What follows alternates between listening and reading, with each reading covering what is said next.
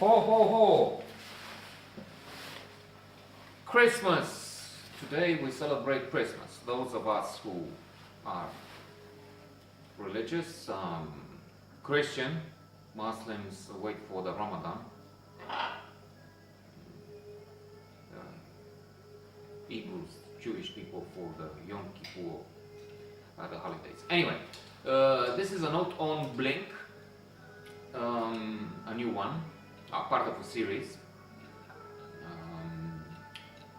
A classic of psychology, and the author is an established genius, Malcolm Gladwell, with his three crucial works: Blink, The Power of Thinking Without Thinking; Outliers, with 10,000 hours you need over a period of 10 years to get on top of the world as an athlete, scientist, dancer, whatever. And the tipping point. Tipping point, referring also to the New York situation where they started punishing minor crime, graffiti, urinating in public, and not paying at the subway for the access.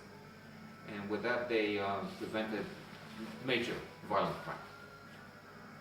Just as a side note, and just a short mention of the other two great works of this wonderful man. So we have the capacity to formulate opinions, make decisions, and establish a point of view very quickly. That's the subtitle, The Power of Thinking Without Thinking. It seems to be a mechanism developed over tens of thousands of years of evolution. For those of us who believe in that, the Vice President of the US, for instance, denies it, theory of evolution. He is a creationist. The world was made in 7 days, period, for him. That's a weird point of view. Even if one is a believer, one has to know that the Bible is not to be read ad literam. But coming back, I mentioned frequently the Harding effect.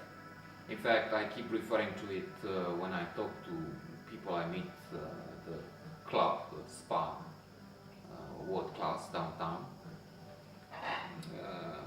Blink and Outliers are probably the two most mentioned books in the past few years. Dracula would be the top, and I have a note after this on Dracula, a new note, part of the series again. Dracula has been part of my job years ago, but this is my hobby, positive psychology. The How of Happiness is the other classic that I mention very frequently indeed. So there are some examples given in the book, which is, by the way, very accessible and a pleasure to read, on top of being so informative and bringing a new perspective on life and again the points of view we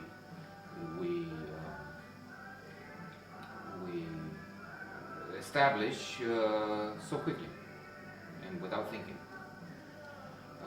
I'm thinking of the case of a fresco which was sent to a museum, the Getty, if I'm correct, in the US, and it was supposed to be ancient, but when experts were called, they rejected the notion of this work of art as being very old.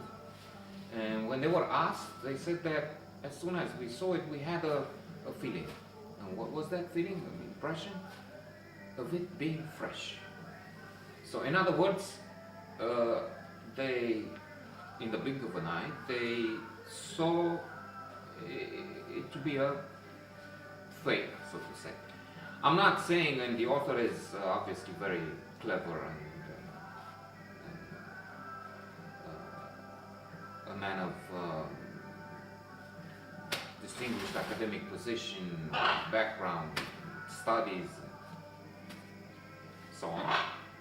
So it's not a question of that's the way the world works and that's what experts do. No, very often they need to analyze, to go beyond this first impression and look at, I don't know, carbon data, the age of one work or another artifact in this case. But there are examples quite often when, like in this case, they can see it very quickly. And fresh is obviously not an indication of an ancient sculpture or fresco. I will come back to this.